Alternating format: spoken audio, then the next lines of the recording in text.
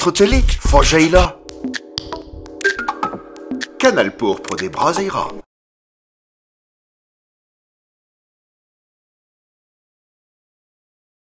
Bien, bonsoir à tous. Merci d'être venus par ce temps glacial et par ces conditions pandémiques compliquées. Je vous remercie d'avoir fait l'effort de venir pour cette première de l'année. Et pas dernière, je vous rassure. Alors vous le voyez, je suis vraiment les mains dans les poches là pour vous parler, contrairement à d'habitude, puisque aujourd'hui ce n'est pas moi qui vais faire tout le travail d'interview, devoir décortiquer l'ensemble de l'œuvre de Guillaume qui est là, mais c'est donc Mathieu qui va nous faire le plaisir de l'interview, tout simplement parce qu'aujourd'hui, même si c'était peu indiqué dans les affiches, on va être dans une... En fait, on inaugure les conférences au sommet, les rencontres au sommet. Donc certains d'entre vous le savent peut-être, il se trouve en ce moment on est en train de travailler sur la création d'un tiers-lieu qui s'appellera La Traverse, la manufacture des tabacs. Et comme on ne tenait plus avec Mathieu des conférences qu'on avait envie de donner dans ce lieu-là et que c'est un peu reporté, on a décidé de commencer quand même les rencontres ici. Donc c'est la première, pour ces rencontres qu'on veut un petit peu dans cette logique de l'éducation citoyenne et populaire.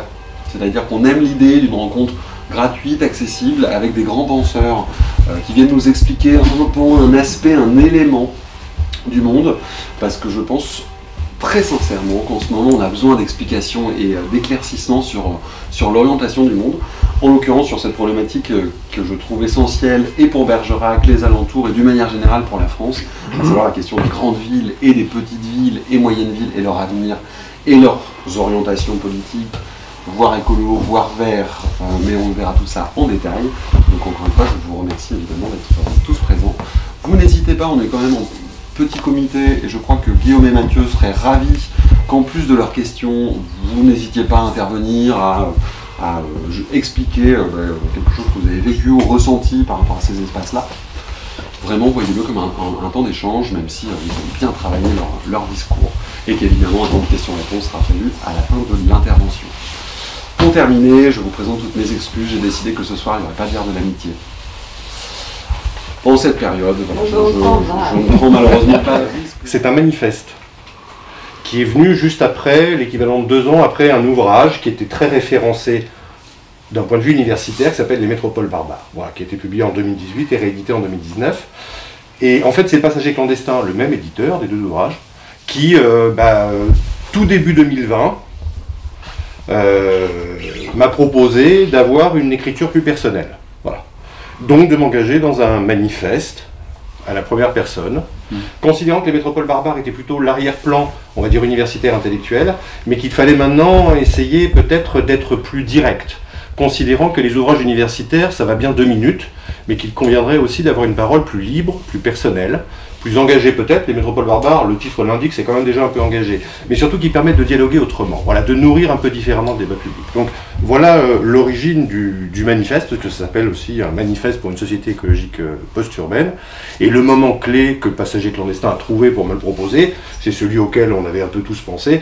Le début de la pandémie et du confinement a indéniablement aussi remis sur la table la question de nos lieux d'habiter, de nos modes de vie et de nos manières de nous comporter, et des réponses politiques à la pandémie. Ça a commencé par, y a-t-il un lien entre la pandémie et la densité urbaine par exemple? Voilà, ça a été un contexte qui a fait éclore le manifeste. Très bien. Est-ce que vous avez l'impression qu'il a commencé Sur l'urbanité, je vais y répondre. Ouais. Maintenant ou après? Après. Ok. sans vous offenser. Faites comme chez vous. Rentrons tout de suite dans le cœur du sujet, mais qu'est-ce que tu trouves à redire aujourd'hui aux villes? Quels sont pour toi les gros problèmes? On pourra rentrer dans les détails des problèmes que tu évoques dans le livre, mais pourquoi pour toi aujourd'hui les villes posent problème? Alors, notamment les grandes villes, et la distinction peut-être que tu peux la faire dès ici. Qu'est-ce qu'une ville, à partir de quand, à partir de quelle taille critique elle pose problème? C'est vache. Parce qu'en fait, il n'y a pas de taille au-delà duquel il y aurait l'apparition des problèmes ou pas des problèmes. Voilà, ça dépend des cultures, ça dépend de nos sociétés. Donc, je vais me réfugier derrière les données un peu statistiques, sachant quand même que chaque pays a sa définition de la ville. Voilà. Au Danemark, c'est 200 habitants. Au Japon, c'est 50 000. En France, c'est entre 2 et 5 000, selon les statistiques officielles. Nombre d'habitants qui seraient réunis. En France, on a des éléments qui viennent s'ajouter à ça. C'est qu'il faut qu'il y ait une dépendance de l'emploi pour être considéré comme une petite bourgade appartenant à l'aire urbaine. Vous voyez ce que je veux dire? On commence déjà à se faire un nœud au cerveau d'un point de vue statistique, mais d'entrée, on convient que c'est bien à partir d'une certaine taille que les États vont commencer à définir ce qu'est une ville. Et de convention internationale, l'ONU estime que autour de 5 à 10 000 habitants, à partir de cette fourchette-là, on peut parler de ville, indépendamment des cultures et des continents. Du coup, quels sont les problèmes selon les tailles? C'était ça la question. Les problèmes sont multiples en fait. Et effectivement, ont des niveaux d'expression, des types de conséquences qui sont variables selon la taille des groupements, donc des niveaux de ville. Je garde plutôt pour après, parce qu'il est vraiment, à mon avis, fondamental, ce critère de taille-là. Les problèmes sont, en fait, on entend beaucoup parler des problèmes sociaux, dans les grandes villes notamment. Les problèmes sociaux, c'est pas tant les problèmes, on va dire, urbains assez classiques, hein, de violence qu'il pourrait y avoir, d'émeutes, si tant est qu'il y ait des émeutes, de quartiers plus ou moins en effervescence ou en ébullition. Non, en fait, les grandes villes ont un problème social, c'est que du fait même que toutes les politiques ont convergé pour tous nous y entasser, passez-moi l'expression, il y a une rareté qui est celle de l'espace, du foncier, et que du coup, ça coûte de plus en plus cher d'y résider. Donc sociologiquement parlant, ça fait 30 ans que c'est renseigné, les grandes villes évincent, excluent, ségrègent.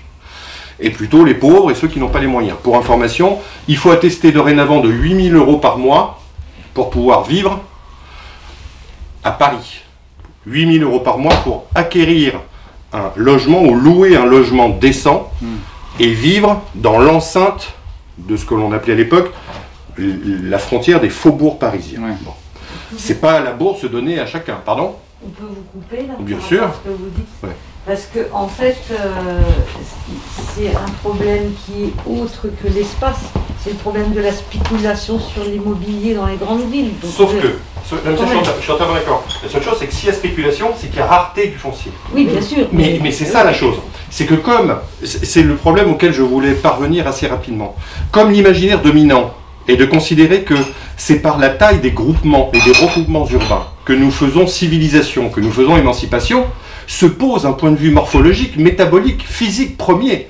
C'est qu'à tous vouloir nous entasser au même endroit, forcément le capitalisme régissant, eh ben, ça coûte de plus en plus cher que d'habiter dans les grandes polarités, au centre métropolitain ou au cœur des grandes agglomérations.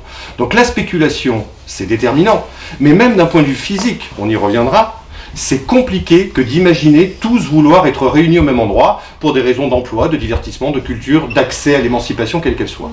Je le garde pour après, mais je préfère vous le dire tout de suite. Du coup, sociologiquement, il y a indéniablement, quelque chose qui est apparu sur les 30 ou 40 dernières années, c'est que plus les villes grossissent, on parle de métropolisation, il y a un label métropolitain en France, 22 villes sont caractérisées et labellisées métropoles. Ces villes-là sont de plus en plus exclusives, excluantes, elles évincent. Bon. Je donnais l'exemple des 8 000 €, mais c'est les catégories populaires, les subalternes, tous les milieux dits miséreux ou pauvres qui ont de moins en moins le loisir de continuer à vivre dans ces espaces métropolitains. Donc, un, sociologiquement, ça évince. Deux, il y a des effets écologiques dramatiques. C'est peut-être là le cœur des métropoles barbares et surtout la posture, la ligne de conduite du manifeste. C'est que pendant très longtemps, on a mis ça sous le tapis, sous le boisseau. C'est-à-dire que se pose fondamentalement la question de quelles seraient les conséquences ou impacts, effets écologiques des villes. Et là, c'est problématique parce qu'en fait, il y a un discours dominant qui disait dire que les villes, plus on est réunis au même endroit, plus la densité écologiquement, la densité serait vertueuse écologiquement. C'est ce qu'on dit encore, c'est ce que dit le candidat encore écologiste aujourd'hui, Exactement. Pour ne pas le citer, c'est qu'on va renforcer la densité des bourgs, des villages et des villes pour pallier à l'artificialisation des sols, etc. Toi, tu t'opposes à ça? Ah, mais c'est pas moi tout seul avec mes petits bras et mes petits muscles, hein. C'est la réalité des démonstrations scientifiques aujourd'hui. C'est-à-dire que la densité, alors c'est aussi une question de taille, Mathieu, c'est pour ça qu'il faut revenir à cette question de taille. Il y a des effets de seuil et de dépassement. Mais considérons que plus on grossit, plus finalement les économies d'échelle qu'on attendait les économies d'énergie, les économies dans la circulation s'inversent en fait fondamentalement. Il y a des effets de seuil, au-delà duquel, par exemple, une ville de plus de 100 000 habitants, aujourd'hui, toutes choses égales par ailleurs, c'est le terme des économies, j'aime pas forcément ça, vous prenez ces 100 000 habitants et vous les répartissez différemment dans l'espace, par petite polarité centralisée de 5 à 10 000 habitants, ils consommeront moins d'énergie que tous réunis au même endroit. Voilà. Et c'est pas moi qui le dis, c'est le Parlement européen. Imaginez les communistes qui est derrière, hein, forcément, hein, d'accord? Non, sérieusement, même dans l'idéologie dominante, on commence à se poser la question des vertus de la densité. Autre élément, les 100 premières villes de France ont 3 jours d'autonomie alimentaire. Voilà. Les 100 premières villes, ça veut dire que tout simplement, plus on est concentré au même endroit, plus on se distancie de la Terre, et plus on fait venir de loin, et moins on a la souveraineté en la matière. Et des exemples comme ça, il y en a des centaines et des centaines. La densité serait de belles vertus, nous dit-on, mais les canicules estivales, voilà, les collègues ont fait des calculs, à Toulouse ou Montpellier notamment, il y a un différentiel thermique de 8 à 12 degrés en période caniculaire entre le centre métropolitain et une campagne à 40 km. Voilà. 8 à 12 degrés, c'est en période nocturne, au moment où le corps a besoin de se reposer. Les données du GIEC projettent à 2100 plus de 20 jours annuels de canicules mortelles dans les espaces urbains métropolisés. Létales, mortelles. Ça veut donc dire qu'à un moment donné, d'ailleurs le GIEC pour la première fois dans son rapport, le 6e, dit plus on va urbaniser, plus on urbanise, et plus les canicules, et donc la question climatique est dramatique. Voilà. Donc Jadot et d'autres peuvent dire ce qu'ils veulent, mais la densité, alors, au moins entendons-nous là-dessus, la densité n'est pas si automatiquement de vertu écologique qu'on veut bien le présenter. C'est un peu contre-intuitif si vous... Attendez. Allez-y, vous avez déjà pris la parole, allez-y, puis allez-y. Ça me paraît un peu contre-intuitif ce que vous dites par rapport au desserrement, une proposition des métropoles en polarisation, puisqu'il y a quand même les mobilités est un facteur essentiel de la métropolisation. Oui. Donc si on écarte, entre guillemets, enfin si on polarise à X kilomètres d'une métropole, on va forcément augmenter les mobilités. Si vous voulez toujours concentrer. C'est là où le modèle doit être différent. Vous voulez déconcentrer les activités, les mobilités et les flux dans chaque pôle. Il faut tout relocaliser en fait. D'accord. Voilà. Et là, c'est là où le modèle défendu par... Je rebondis là-dessus. C'est la question de la métropolisation qui est aussi derrière, oui. Qui change.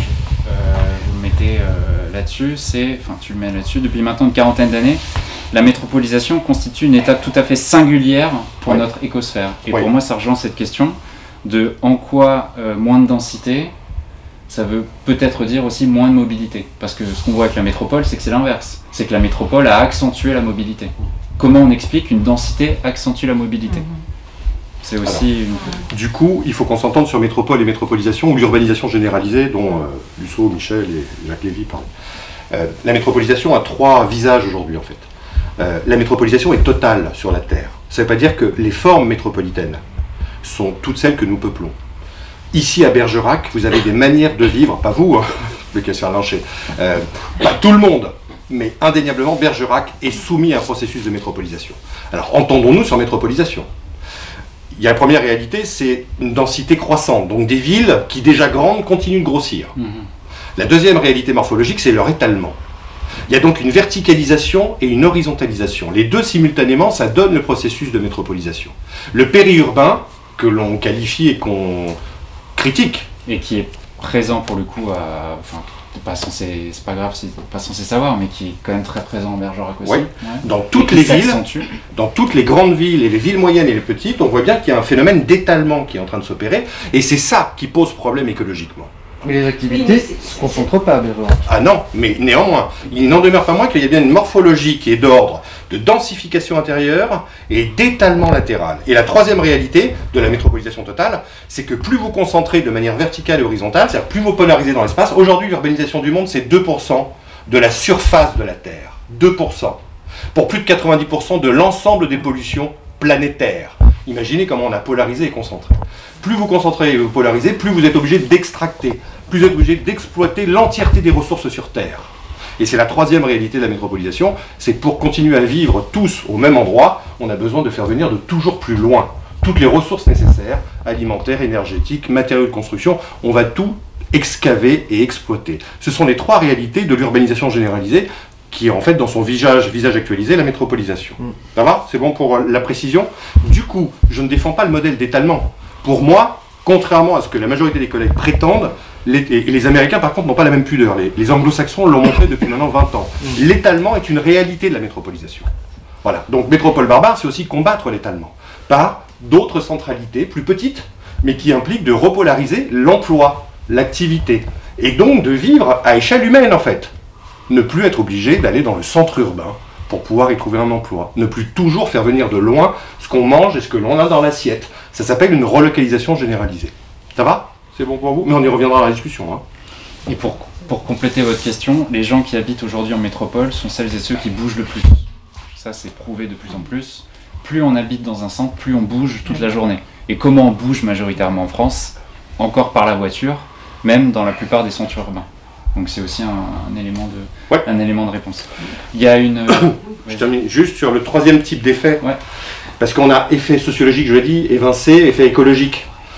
Des consommations de ressources, une exploitation du vivant qui est devenue dramatique. Voilà. Aujourd'hui, la dette principale au vivant de l'humanité sur Terre, ça s'appelle l'urbain, la ville. Mais depuis maintenant des millénaires, sauf que ça s'est accéléré sur les 50 dernières années. Qu'est-ce que je réponds? Troisième effet. Justement, non, restons là-dessus. Qu'est-ce que je réponds à mes amis qui me disent « Ouais, mais maintenant tu habites à la campagne, tu pollues plus que moi qui habite en ville. » Tu changes d'amis. C'est des amis auxquels tu tiens. Alors, du coup... Qu'est-ce que je leur réponds? Parce que j'utilise pas tort. J'utilise plus ma voiture qu'avant. Ouais, j'ai un chauffage qui malheureusement est à base d'énergie fossile encore pour quelques mois. Ouais. Je fais quand même venir des produits, même s'ils sont en vrac, pas du local. Qu'est-ce que... T'as la réponse à ta question. Quand même, malheureusement, je peux pas éviter d'eux. Voilà. C'est-à-dire qu'on a des modes de vie qui sont en joint. C'est-à-dire que aujourd'hui, l'étalement, il est sur le modèle du mode de vie urbain et métropolitain. Voilà. Se déplacer tout le temps. Qui a fondé ça dans nos anthropologies? C'est bien, excusez-moi, hein, l'urbanisation du monde et un petit détail dans l'histoire de l'humanité qui s'appelle le capitalisme. Voilà.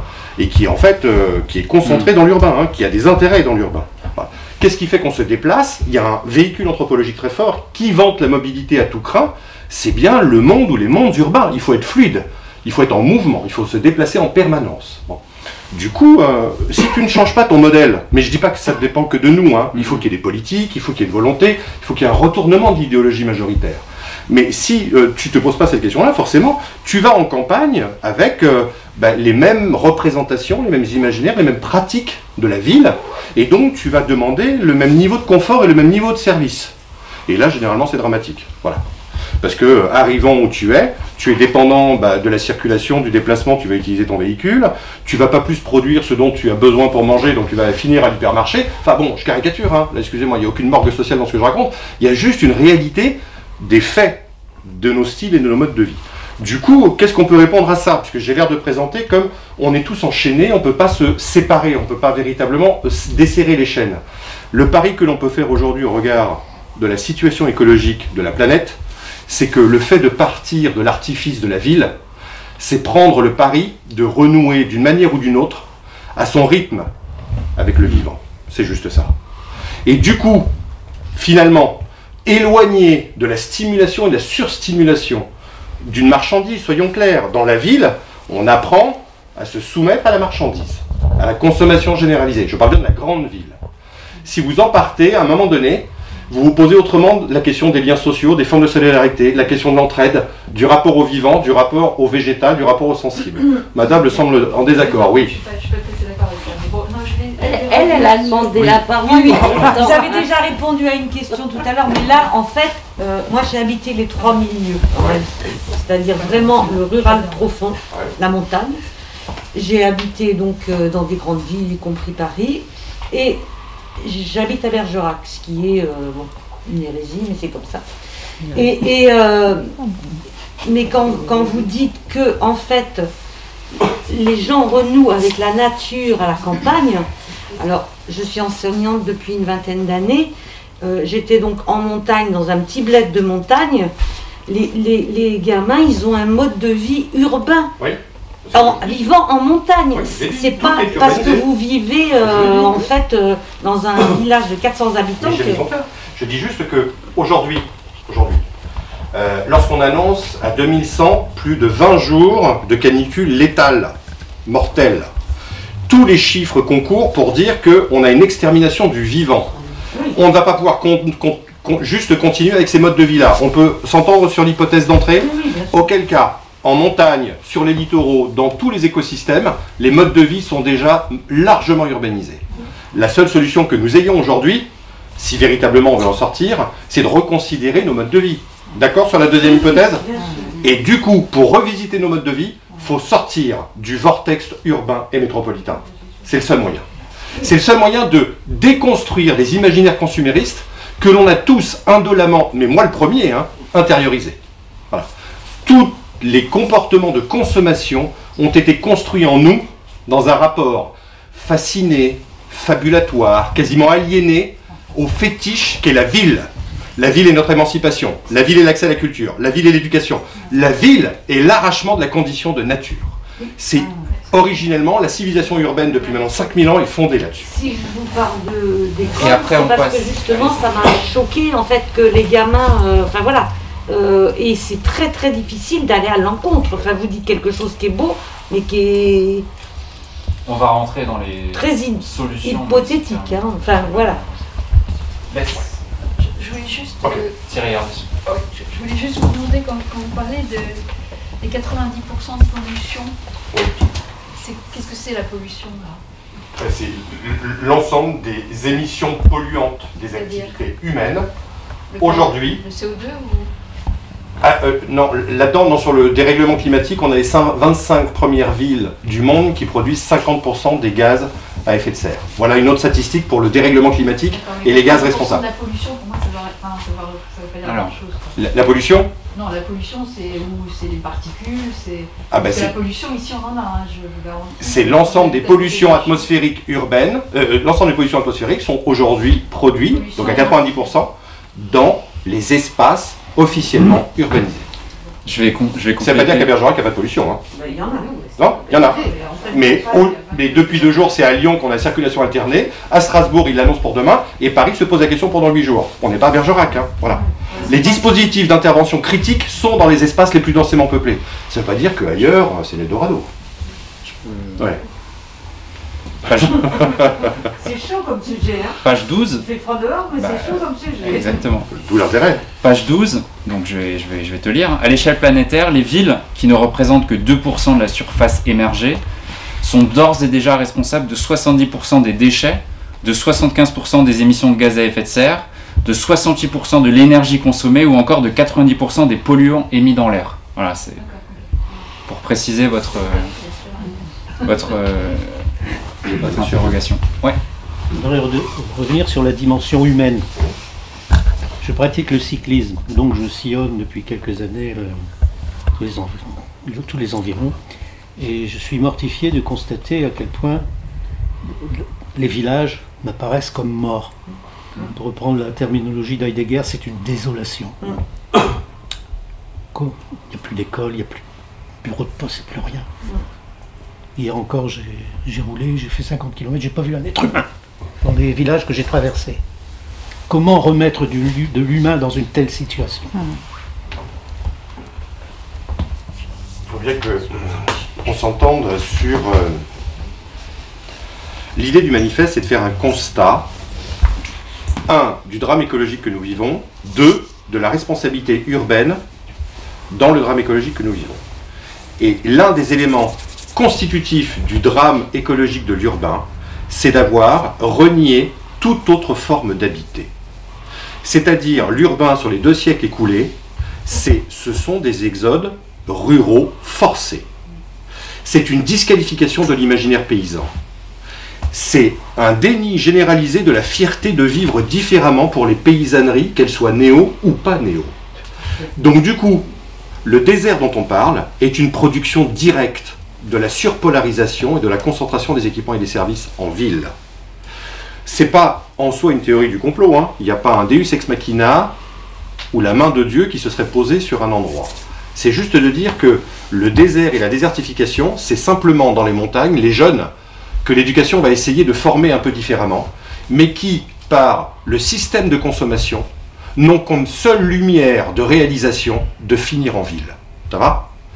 On a tous été bercés de cette chose-là, et particulièrement depuis la grande accélération post-Seconde Guerre mondiale. Donc effectivement, le drame aujourd'hui, c'est d'avoir dépeuplé des espaces entiers qui sont d'autres formes d'habiter, et de continuer à dire à longueur de temps que ces lieux sont des lieux d'anomie sociale, d'un vote frontiste mal canalisé, des lieux de très faible solidarité. On va les déjuger, les disqualifier en permanence, et ce faisant derrière, eh ben, ça ne fait que participer du dépeuplement et finalement de la distance que l'on pourrait avoir à ces problèmes. C'est qui ce Le capitalisme et l'État qui est derrière. D'accord. Là, vous parlez de la ville, vous semblez assimiler le rural à la paysannerie, ce qui est un peu caricatural. Le rural n'est pas que la paysannerie. Elle ne l'est pas, mais ça ne veut pas dire qu'en soi la paysannerie n'a pas été l'objet des exodes ruraux. Les métiers de la terre ont été ceux qui, depuis la fin du XVIe siècle en Angleterre et toute la révolution industrielle, les métiers directs de la terre ont été convertis à la mécanisation et à l'automatisation pour nourrir des populations avec une pression démographique qui, elles, étaient enjointes de venir travailler dans les villes. Alors, est-ce que vous dites que le modèle de l'urbanisation a en fait l'essence du capitalisme? Oui. C'est ça que vous dites? Non, alors c'est plus compliqué que ça, mais il y a un lien historique entre l'avènement d'un stade singulier du capitalisme thermo-industriel et de la ville. C'est depuis le néolithique, oui, fondamentalement. Donc c'est James Scott, c'est des gens comme ça, l'anthropologie culturelle. Alors, juste avant de vous donner la parole, monsieur, juste un petit élément de débat. La France, les campagnes françaises ne perdent pas d'habitants depuis le milieu des années 70. C'est ça, oui, quarantaine d'années. Donc, c'est juste pour apporter, j'ai pas l'impression que les campagnes se vident autant qu'après la Seconde Guerre mondiale, ou en tout cas à partir des années 20-30. En revanche, c'est pas parce qu'elles se dépeuplent qu'il y a forcément de la vie dans ces campagnes. Exactement. Juste. Ça dépend des départements. Voilà. Oui, tout à fait. Parce que la Dordogne, alors au pire le Lot, hein, parce que j'ai beaucoup randonné dans le Lot, vous avez des dizaines et des dizaines de villages où il ne reste des fois qu'un habitant à l'année. Et en Dordogne, en randonnant, il y a un peu le même phénomène quand même. Mais il faut juste remettre le contexte sociologique, c'est que les campagnes ne perdent plus d'habitants depuis 40 ans en France. Je dis ça, mais, ça dépend parce desquels. Voilà, j'ai habité dans les Pyrénées-Atlantiques, c'est le contre-exemple, puisqu'il y a des installations agricoles, il y a une culture forte aussi, il y a le Pays Basque. Donc, oui. Monsieur? Oui, moi je voudrais faire deux remarques qui ne sont pas du tout du même ordre. La première, c'est que bon, ce phénomène d'urbanisation, de métropolisation, il est d'un caractère mondial. Il n'est pas. Voilà. Ce que je voudrais, mais pour s'en tenir uniquement au cas de la France, j'ai le sentiment quand même qu'il y a eu un aspect volontariste qui a été très fort à un certain moment. Parce que je rappelle qu'à partir des années 50, on avait beaucoup travaillé sur l'idée d'aménagement du territoire. C'est une idée qui a été pratiquement balayée quand on a lancé l'affaire des métropoles. Et la caractéristique des métropoles, c'est qu'elles ont drainé l'ensemble des centres de décision. On l'a vu ici, on a perdu énormément de centres de décision qui sont partis au niveau départemental et plus souvent au niveau bordelais. On a perdu des financements, c'est-à-dire que tous les financements sont allés en priorité, les gros équipements, on a choisi de les faire, y compris dans le domaine culturel, dans les grandes métropoles. Et troisièmement, il y a eu un véritable... on a perdu les compétences, c'est-à-dire le brain draining, enfin, oui, c'est-à-dire que les gens qui avaient des compétences dans les villes moyennes, dans les territoires ruraux, ils ont été aspirés vers les métropoles. C'est-à-dire qu'il y a eu vraiment un phénomène très volontaire de développement des métropoles, et dans le même temps, on a désarmé, sous les différentes formes, on pourrait en discuter, mais il y a eu un tas d'outils qui ont contribué à désarmer les villes moyennes et les territoires ruraux au profit des grandes métropoles. Ça, c'est le premier élément. Le deuxième élément, dont on parle peu, mais qui, à mon avis, a un impact très fort dans tous ces phénomènes, c'est la démographie. Car moi, j'ai connu une France où il y avait moins de 50 millions d'habitants, et on est aujourd'hui en train d'arriver dans une France où il y a 70 millions d'habitants. 20 millions d'habitants supplémentaires. Quand on travaille sur des documents d'urbanisme et qu'on dit effectivement il ne faut pas étendre les zones urbanisées, etc., 20 millions d'habitants supplémentaires, il faut quand même les mettre quelque part. Voilà. Je peux? un élément de discussion Non, là-dessus. je peux pas. T'as pas le choix, c'est moi qui anime. Un élément par rapport à ce que vous dites, on a gagné 20 millions d'habitants, mais entre-temps, il y a eu plus de construction de logements que d'augmentation du nombre d'habitants. Ouais. Voilà, ça c'est depuis 30 ans. 3 fois plus. Voilà, exactement. Donc, l'urbanisation est 3 fois supérieure en rythme à l'augmentation de la population. Dis-le peut-être plus fort et en articulant un peu plus. La dynamique d'artificialisation et d'urbanisation a un rythme 3 fois supérieur à celui de la pression démographique, voilà. donc la croissance démographique. À l'échelle mondiale, c'est 2 fois et en France, c'est 3 fois. Voilà. Sauf que pour la France, sur les 40 dernières années, en moyenne, ça fait 3 fois, mais sur les 10 dernières années, on est revenu à 1,2 ou 1,3. Donc on a visiblement freiné le rythme de l'artificialisation et de l'urbanisation. Du coup, juste 2 choses, mais je souscris à 200%. Sur le point 1, l'État est partie prenante. Donc la question est, est-ce le capitalisme? Oui, c'est un capitalisme d'État. Voilà. Pour moi, l'État joue un rôle déterminant dans cette nécessité de polariser. Et c'est en ça que la Mésopotamie antique a fait remonter, est tout à fait passionnante, parce qu'en fait, on s'aperçoit que, on ne parlait pas de cité-État lors de la révolution néolithique, mais tout groupement humain passé une certaine taille a besoin, à des fins économiques et politiques, de construire l'idée de la ville, fondamentalement. Plus on est aggloméré au même endroit, politiquement, plus il faut des règles de conduite collective, sans pour autant parler d'autorité, d'autosurveillance ou de pandémie généralisée. Hein. On est d'accord là-dessus? Donc du coup, il y a bien quelque chose qui se joue avec l'autorité et avec les institutions. Les institutions d'État ont un intérêt à la polarisation parce que les centres de pouvoir peuvent être réunis et le symbole du pouvoir peut s'incarner par la monumentalité de la grandeur. Ça joue un rôle tout à fait déterminant. En France, c'est effectivement l'aménagement du territoire, alors qui n'a pas disparu, mais qui a évolué vers la métropolisation. Mais on était sur des métropoles d'équilibre, on était sur des villes nouvelles dans les années 50-60, on cherchait à équilibrer un peu. Hein. C'est Paris et le désert français, voilà. Et ben on a changé de doctrine d'aménagement. La doctrine d'aménagement sur les 40 dernières années, c'est de donner de l'argent et des moyens aux talents, et ce faisant de tous les réunir dans des espaces métropolitains qui ont une compétition, qui sont dans une concurrence internationale. Voilà. Lyon va essayer de rivaliser avec Manchester, avec Milan, mais son arrière-pays n'en a plus rien à faire globalement. Je caricature, ça va? Ça c'est le premier point. Et après le deuxième point, oui, l'artificialisation est 3 fois supérieure en rythme à la croissance démographique. Mais on a des données qui circulent dans les... Alors, des petits agités, hein, notamment des mondes de l'effondrement, auxquels j'appartiens pas, c'est-à-dire ceux qui imaginent qu'on est déjà entré en effondrement. Mais sur des calculs qui pourraient être faits pour voir quelle pourrait être la géographie alternative à l'échelle nationale au regard de la croissance démographique. Vous prenez la permaculture maintenant est claire, il faut 2000 m² par habitant en moyenne dans nos contrées sous nos latitudes pour avoir un peu d'autonomie alimentaire et énergétique.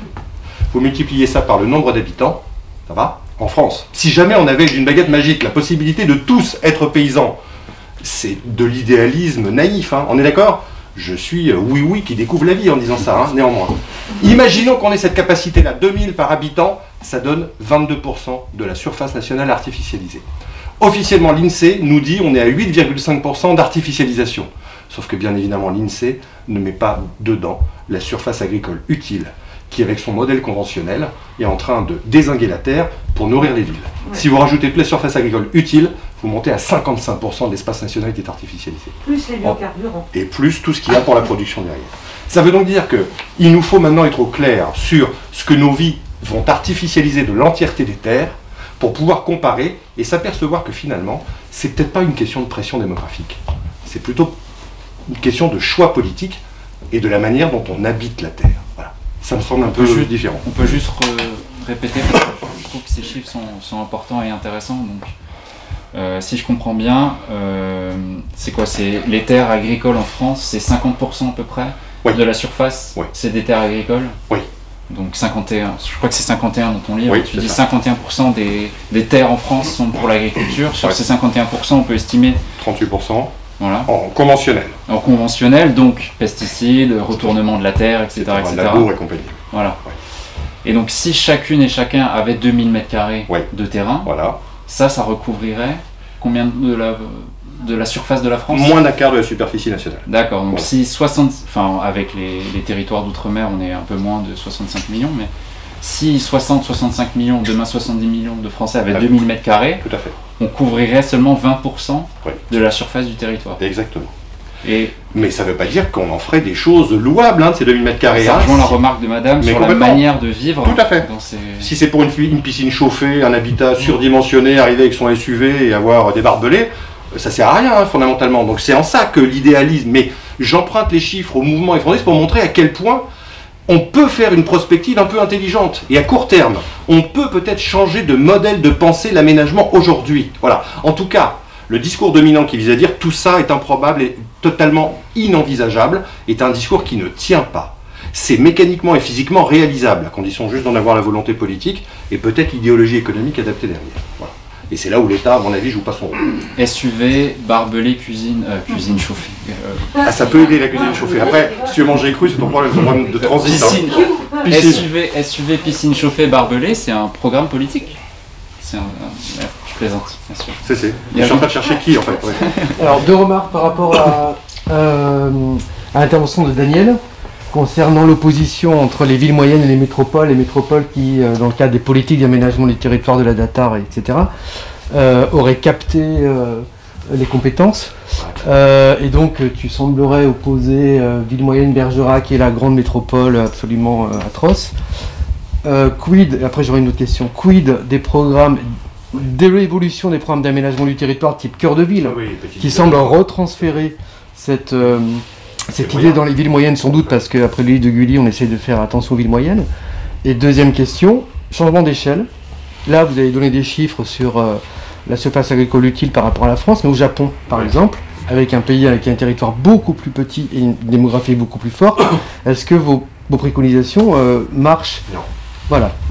Oui. Non, mais voilà. En fait, je n'ai pas la réponse. Non, mais est-ce que l'essai que je trouve intéressant, mais en même temps, est-ce que ne mériterait pas d'avoir enfin, peut-être que vous ferez, mais une approche beaucoup plus globale, mondialisée sur la métropolisation? Ah bah ouais, alors c'est là... Parce que là, on parle beaucoup de la France, en fait. Oui, il y a une approche... c'est pas un reproche, mais je me pose... Si, un peu quand même. Donc, première question par rapport au programme Cœur de Ville. Ouais.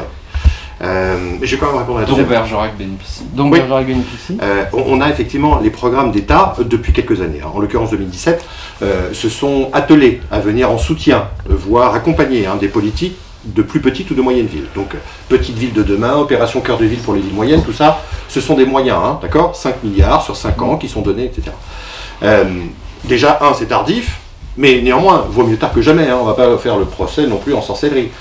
Quel est le problème avec ces programmes? C'est que c'est des programmes de diffusion de la métropolisation. Parce qu'en fait, les spécialités, les techniques, les connaissances, les outils, les dispositifs qui sont utilisés et soutenus par l'État, je le dis d'autant plus que l'expertise qui est mobilisée pour aider les villes moyennes à venir redynamiser, réhabiliter les centres urbains, ce sont les collègues qui interviennent dans les métropoles, qui ont déjà eu l'expérience de ça dans les espaces métropolitains. Mais ça dépolarise les activités des métropoles. Mais ça dépolarise en soi. De quelle activité on parle dans la dépolarisation? L'action Cœur de Ville ne vise pas à affecter du foncier à des entreprises. L'action Cœur de Ville vise à réhabiliter les centres urbains. Les mêmes pavages au sol, les mêmes enseignes, les mêmes végétaux. On a les mêmes paysages qui sont en train d'apparaître. Uniformisation. Une uniformisation généralisée. Pourquoi? Pour satisfaire a priori ce qu'on estime être la classe dominante, je ne sais pas quelle est-elle, en tout cas ceux qui auraient l'appétit de ça, qui viendraient du coup, qui partiraient de Bordeaux pour venir à Bergerac. Toute ressemblance avec Mathieu est bien évidemment fortuite. Non, je rigole. J'ai fait pire. T'es bien de Paris. Il y a donc là indéniablement une volonté, mais qui n'est pas tentaculaire, qui n'est pas, complotiste. Il y a juste une réalité économique, c'est-à-dire un schéma de pensée qui est totalement unifié, pour moi fossilisé, autour de la croissance et du développement. Il n'y a qu'un type de croissance et qu'un type de développement qui est envisagé, et ces opérations-là participent de l'uniformisation généralisée. Après, le Japon ne rentre pas dans le modèle. Ok, sauf que le Japon est véritablement, quelque chose qui va confirmer la règle, c'est un contre-exemple. Mais aujourd'hui, on parle d'exode urbain en France, modeste, à bas bruit, d'accord? L'exode urbain, il est partout sur la planète, enfin partout sur Terre. Aux États-Unis, on l'a, en Inde, on l'a, dans les pays d'Asie, même en Chine, on commence à l'avoir. Alors effectivement, après, les contraintes spatiales, les géographies locales, la géographie insulaire est plus compliquée, mais même la géographie insulaire, on l'a vu en période de pandémie, l'Australie et la Nouvelle-Zélande ont plus de résilience, parce qu'elles ont appris à composer avec l'autonomie, elles sont moins dépendantes de l'économie globalisée. Donc il y a à mon avis, oui, le Japon ne permet pas d'appliquer le modèle que je propose, après d'autres, Mais ça ne veut pas dire que le modèle est si francophone que ça. Quand il y a autant d'exodes urbains partout sur Terre aujourd'hui, quand il y a autant de volonté, de désamour croissant de l'urbain attesté à de nombreux endroits, quels que soient les continents et les latitudes, je crois sincèrement qu'on est peut-être mûr, en tout cas toutes les enquêtes en France le disent, pour commencer à se poser la question. Voilà. Poser la question de savoir où on veut vivre et à quel niveau de densité d'artificialiser de nos vies. Tu as prononcé un mot dans ton intervention dont on va pas mal parler jeudi prochain. Je m'arrête là. Non, mais voilà, je vous invite à vous référer au petit document que vous avez sous vos fesses bien chauffées. Voilà, on va beaucoup parler de résilience la semaine prochaine. Monsieur, vous aviez une... Ouais. Oui, moi je suis un urbain qui est passé au rural. J'habitais à Seine-Saint-Denis et j'ai quitté à Seine-Saint-Denis il y a 2 ans et demi pour m'installer en campagne et mettre en place mon potager, suivant cela les leçons de Voltaire, et donc pour arriver à une autosuffisance alimentaire. La question qui n'est pas une question, malheureusement, c'est que la ville, c'est éminemment politique. C'est une construction politique pour asseoir les pouvoirs, et y compris, comme les politiques sont un peu fous dans leur tête, c'est à chaque fois de construire des hôtels majestueux. Quand ils ont eu leur jouet, les régions, leur premier truc, ça a été de construire des hôtels. Vous visitez à Lyon l'hôtel du fou du Puy-en-Velay, il a fait un hôtel monumental qui éprouve beaucoup de difficultés à être chauffé. Enfin bon. Pour avoir lutté contre la malfaisance des politiques en région parisienne, tous, quelle que soit leur couleur politique, c'est de développer la ville. Et alors, ils ont des projets autour des gares. Ouais. Ah, c'est incroyable. Hein, il faut entasser les gens. Et je crois que ça pose la question du statut de l'humain. Loger et habiter, c'est pas du tout la même chose. Ouais. L'être humain, il se loge pas, il habite. C'est-à-dire la question d'espaces qui ne servent à rien. Et ça, c'est l'aristocratie qui nous a permis de comprendre comment il faut effectivement, pour être un humain, avoir plein d'espaces interstitiels qui effectivement permet de passer d'une attention à une autre attention. Et je crois que la question qui se pose là actuellement, il y a un mouvement de fuite lié à la pandémie, mais pas qu'à la pandémie, ça avait commencé avant, où les urbains, constatant que la vie n'a pas nécessairement de sens telle qu'elle se pratique, quittent. Et je crois qu'ils redécouvrent, en venant à la campagne, la question de l'espace. Et la question, effectivement, de se mouvoir autrement. Et je crois que ça, c'est aussi éminemment politique. C'est-à-dire que, par rapport à ceux qui nous contrôlent, parce que la ville, ce sont aussi des espaces de contrôle, notamment le fait de mettre partout des caméras qui nous permettent de suivre nos vies. Hein, je pense que c'est un des combats, c'est comment retrouver en tant que citoyen des espaces de liberté et des espaces où on peut reconstruire son quotidien en lui donnant du sens. Voilà. Et c'est vrai que c'est un problème, quand je vois Jadot et ses copains, enfin quasiment tout l'arc politique de la gauche, enfin je sais pas ce que c'est que la gauche. Hein, on se dit, mais où ils vont? Où ils vont? C'est-à-dire qu'ils n'ont pas pensé ces dimensions et que finalement ils nous proposent une écologie qui n'est pas à la hauteur des défis d'aujourd'hui. Mais qui du coup... Ouais. Non, mais c'est votre remarque, ouais, moi pareil, je souscris à 200%, ça me permet du coup de rajouter quelque chose qui peut-être fera lien du coup avec l'urbanité. Vous allez voir, je passais pas un nœud au cerveau, je pense qu'il y a un lien.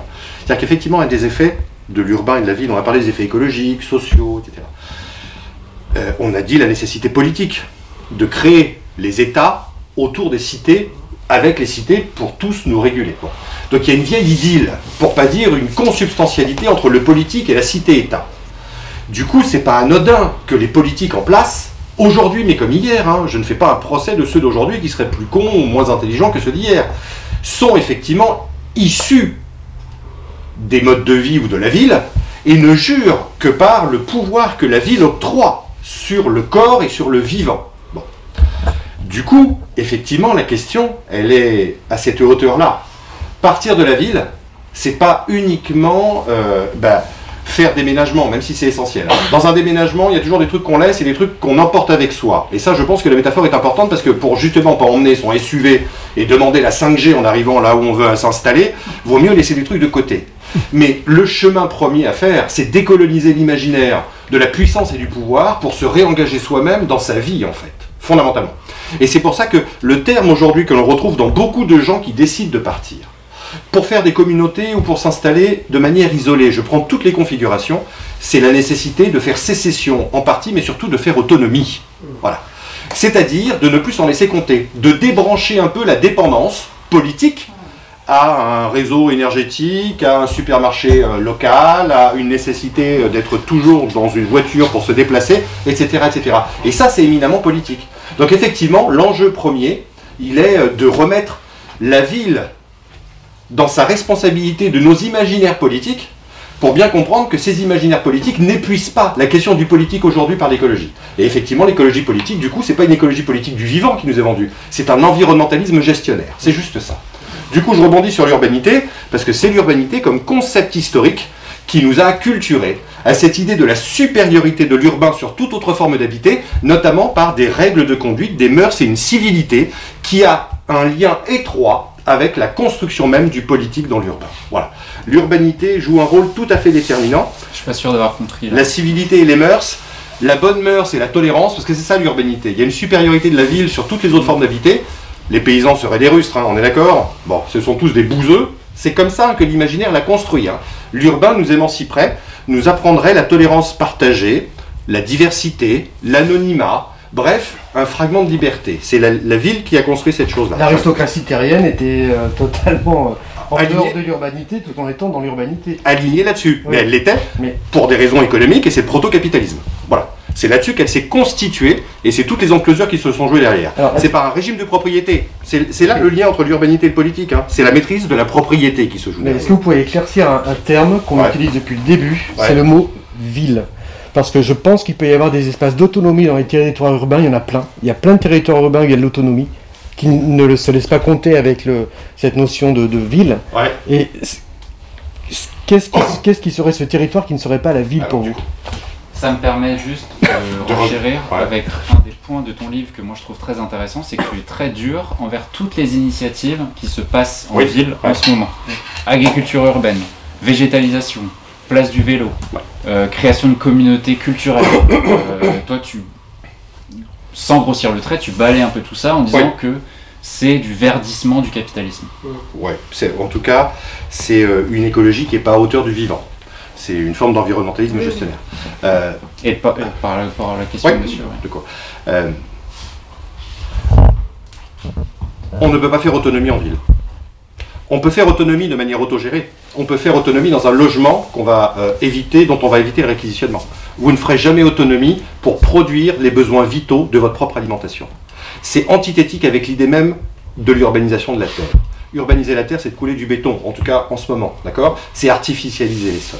Donc vous ne pourrez jamais prétendre faire autonomie, passer 10, 15, 20 ou 30 000 habitants, tous réunis au même endroit, tout simplement parce que par la densité, vous êtes obligé de composer un artifice pour vous faire tenir ensemble et donc vous éloigner de la matière première qu'est la terre. Sauf que la terre, ça n'est pas simplement le potager dont monsieur parlait. La terre, c'est une respiration. La terre, c'est une représentation. La terre, c'est un vivant que la ville nous a désappris, avec lequel on a désappris à cohabiter. C'est en ça qu'on ne peut pas faire autonomie. On peut faire autonomie pour se loger éventuellement. Vous voyez ce que je veux dire? Il y a des projets d'autonomie. Les tiers-lieux peuvent à un moment donné aider au recyclage et au bouclage. Ça va? On va réutiliser des objets, on va les recycler dans les tiers-lieux urbains. Mais en aucun cas, l'autonomie qui est celle, a priori vitale, de pouvoir auto-subvenir à ses besoins primaires, vous ne pourrez le faire en ville. Jamais. Tout simplement parce qu'on vous a retiré de la terre. Alors du coup, le vélo, en quoi ça serait intéressant? C'est peut-être intéressant, hein. Force est de constater que le vélo, il faut quand même un peu de bitume pour pouvoir circuler. En fait, le seul critère que j'applique, c'est quel est le niveau d'artificialité requis pour pouvoir prétendre faire véritablement écologie. Le vélo, il faut un peu de bitume. Non, pas avec le VTT. Vous avez vu les vélos qu'utilisent les urbains, vous croyez que ce sont des VTT? Oui, oui, non, mais on voit bien que les pistes cyclables européennes, il est bitume, alors c'est quand même triste. Mais c'est une politique de classe, le vélo. Sincèrement, je parle des mondes urbains, mais c'est une politique de mais classe. après, bon... C'est tout avoir dans son précaré à un quart d'heure de chez soi. Je fais partie des gens dont les parents n'avaient pas de voiture, donc j'ai circulé à vélo jusqu'à l'âge de... jusqu'à ce que je parte de chez mes parents, en fait. Donc, ça me fait rire. Enfin, je veux dire, le vélo, bien sûr que maintenant, c'est un truc juste pour sortir et un loisir. Pour beaucoup de gens, mais pas pour tout le monde. J'ai jamais dit le contraire. Moi, je mets juste en doute sur le fait que des cantines bio, des plans vélo, des permis à végétaliser vont inverser le trépas écologique dans lequel on est engagé. Ah oui, non, mais ça va. Faut juste arrêter les conneries.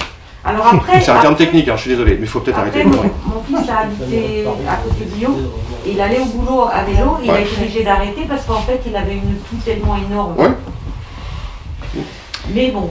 Il y a... je continue, il y a un terme qu'on n'a pas encore défini, c'est le post-urbain, c'est ta spécialité, la question du post-urbain. Est-ce que tu peux définir ce que c'est la question du post-urbain? Et quid, je sais que tu travailles notamment avec Xavier Verza d'ATD Quart Monde, qui lui a un discours qui ressemble au tien, mais lui son discours c'est de dire moi je reste en ville pour des questions de solidarité. Quid des gens qui doivent rester en ville? On l'a vu pendant le confinement, 17% des Parisiens ont pris la clé de leur maison secondaire, familiale, amicale ou autre, et ont pu partir. Les gens qui doivent rester en ville, qu'est-ce qu'on en fait dans un scénario de post-urbain? Alors, le post-urbain est en fait quelque chose qui n'est pas advenu globalement dans l'histoire, hein, soyons clairs. Il y a dans l'histoire des 2 derniers siècles des expériences assez minoritaires, hein, de gens qui ont décidé de débrancher de l'urbain pour faire autrement mode de vie et habiter. Le fait communautaire est un peu là-dedans, mais on a les naturiens de la fin du 19e siècle, on a des néo-ruraux, on est à la 6e vague de néo-ruralité depuis les années 70 dans tout l'arc ouest européen. Bon. Mais c'est massif, soyons clairs, ça ne représente pas des centaines de millions de personnes. Bon.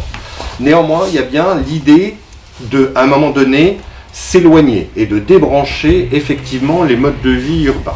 C'est ce que l'on a défini comme le post-urbain, c'est-à-dire revendiquer d'y avoir vécu, être en contrariété avec l'urbain, avoir construit un désamour de l'urbain pour éviter justement, ou avoir la vigilance de ne pas le construire ailleurs lorsqu'on se déplacerait. C'est ça la question du post-urbain. Donc je redis, c'est pas pour prendre son SUV et réclamer sa 5G, hein, on est d'accord? C'est bien pour à un moment donné considérer que derrière l'urbain senti, ressenti et vécu, il y a bien un système entier qui commence à nous poser question. Voilà.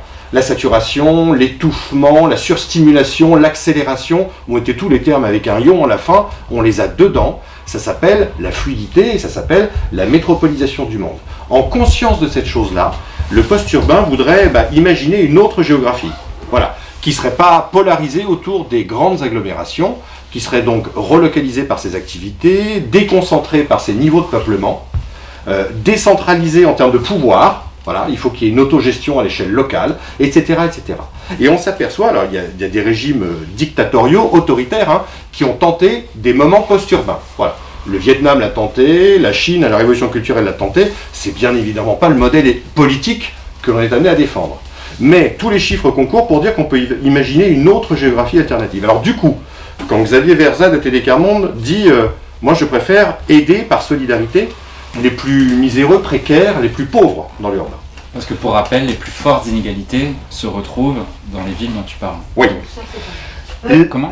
Moi j'ai écouté Paul Ariès il y a 1 mois et demi, en fait, donc il quand même va à l'ONU quand même parler de l'alimentation, etc.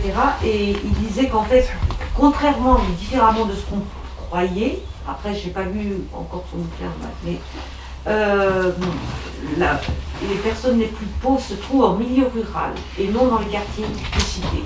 Statistique à appui. C'est bizarre. Tous les rapports sur la pauvreté le prouvent effectivement.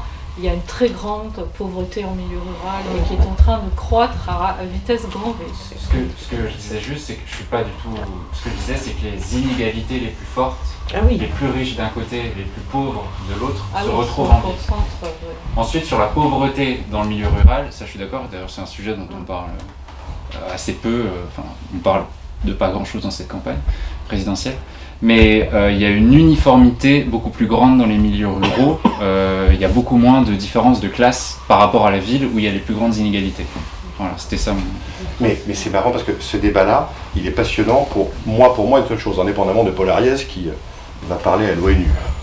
Non, mais bon, non, mais c'était... Non, ça va bien. Je pense qu'arriver à un moment donné, il faut aussi être aussi en conscience de ce que les institutions vont instrumentaliser les idées pour ne rien faire derrière. Non, mais je ne parle pas de l'ONU en particulier, en général. Il ne parlait pas l'ONU quand il est venu parler, il parlait à justement un collectif de personnes qui voudraient, justement, qui s'organisent en milieu rural, vous voyez. Autant pour moi. Du coup, je retire ce que j'ai dit.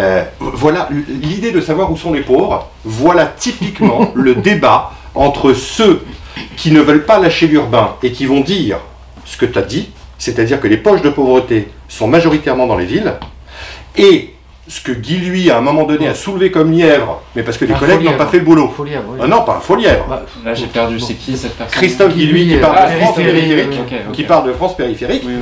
Je suis désolé, il y a bien des poches de pauvreté dans les ruralités. Il y a bien une France périphérique qui ne se sent pas et ne se reconnaît pas dans le modèle métropolitain. C'était pas ignoré. C'était pas ignoré. Ah ben sauf que tous les collègues ont parlé de Michel Lussot et Jacques Lévy, on les attend encore là-dessus. Voilà. Les collègues qui ont pignon sur eux et qui parlent à France Culture 6 fois par semaine dénient toute capacité à la France périphérique à être un concept opératoire. C'est quand même un peu embêtant. Mais la France périphérique n'est peut-être pas un concept opératoire. D'ailleurs, j'en reviens à ma question par rapport à la ville. Comment vous appelleriez pourquoi elle n'est pas concept? Pourquoi il n'est pas opératoire? Comment vous appelleriez? Je veux répondre d'abord aux deux questions. Pourquoi le concept n'est pas opératoire? Le concept n'est pas spécifiquement opératoire parce que pour Guy, il a instrumentalisé cette opposition ville-périphérie pour justifier l'abandon que les politiques d'État ont fait, ce qui est à mon avis caricatural. Mais je suis d'accord. Alors du coup, on va juste pour revenir sur la question de la pauvreté parce que c'est lié. Si je dérange, vous le dites. Non, mais c'est parce qu'on est dans le débat. On est dans le débat. Faut que je parte. Non, mais juste, on est typiquement dans le débat. Si vous le dites. Comment? Oui, il y a du débat. En ville, il y a un peu d'urbanité, on laisse parler l'invité, bordel. Hein. C'est un truc, moi je trouve. Non, mais du coup, l'État n'a pas abandonné, puisqu'il y a des moyens, avec notamment les programmes dont on a parlé. C'est vous qui en avez parlé. Maintenant, ce que dit Guy, lui, c'est de dire que symboliquement, les périphéries ne se sentent pas représentées par le tout métropolitain. Et là, il a raison, et c'est pas lui qui a raison. Les gilets jaunes lui ont donné raison. Mais quand vous parlez de périphérie, vous oubliez que les périphéries sont peut-être des centres. C'est-à-dire, utilisez même le terme de périphérie. Mais c'est pas. On parle de périurbain. L'INSEE parle de périurbain depuis 40 ans. Oui, mais c'est l'INSEE. Mais l'INSEE, c'est l'État. L'État a un logo, c'est un argumentaire qui est disqualifiant pour tout ce qui n'est pas urbain. Je suis désolé, n'allez pas faire un procès à Guy parce qu'il parle de périphérie, il serait disqualifiant, alors que tout l'État a une logorée depuis 40 ans qui est disqualifiante pour tout ce qui n'est pas urbain. Moi, je trouve que c'est un procès en sorcellerie. C'est exactement ce que font les collègues, ça va bien 2 secondes. Guy, lui, a soulevé un lièvre. Je dis pas qu'il a totalement raison, je dis juste qu'il a fait un peu le boulot. Du coup, la question des poches de pauvreté, voilà typiquement le débat dans lequel on est. Tous les collègues géographes économistes qui sont métropolitains jusqu'au bout des doigts vont dire il y a des poches de pauvreté, elles sont majoritairement dans les villes. Lorsque d'autres, avec un peu de regard et un peu d'enquête, vont vous dire faites attention, il y en a aussi beaucoup dans les ruralités, mais elles sont invisibilisées. Elles sont en dehors des radars. Donc comparer ce qui est incomparable me semble insignifiant. La pauvreté en fait est partout. Et tu as raison donc de souligner que c'est dans les villes où le delta et la différence est la plus importante. Je reviens à Xavier Verza, d'Atelier Carmonde. Lui, il dit on peut et on doit continuer à vivre dans les villes pour aider au nom de la solidarité les plus défavorisés. Nous, l'hypothèse qu'on défend, c'est qu'aujourd'hui, vous avez 4 millions de logements vacants en France. Sur les 4 millions de logements vacants, vous en avez 600 000 qui sont immédiatement habitables. Sur les 600 000, vous en avez 550 000 qui sont dans les périphéries. Voilà. Pourquoi continuer à construire du béton à couler, de l'asphalte en permanence, alors qu'on aurait les capacités d'accueillir à condition de penser à un autre peuplement? Mais là, vous avez tous les arguments du pouvoir et tous les intérêts financiers qui vont au créneau. Nexity ne veut pas en entendre parler. La Caisse des dépôts ne veut pas en entendre parler. Bouygues Immobilier ne veut pas en entendre parler. La Fédération française du bâtiment ne veut pas en entendre parler. Il ne roule que pour la densité, parce qu'il y a quelques intérêts à la clé. Du coup, les périphéries, aujourd'hui, sont peut-être désobligeantes, selon vous, mais elles sont peut-être aussi un acte de résistance. Et ça, j'aimerais bien qu'on le mette dans le débat géographique sur nos peuplements.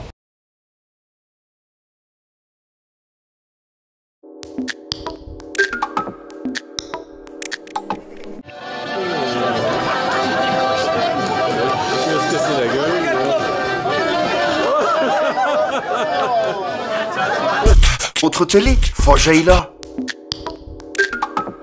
Canal pourpre des bras et rats.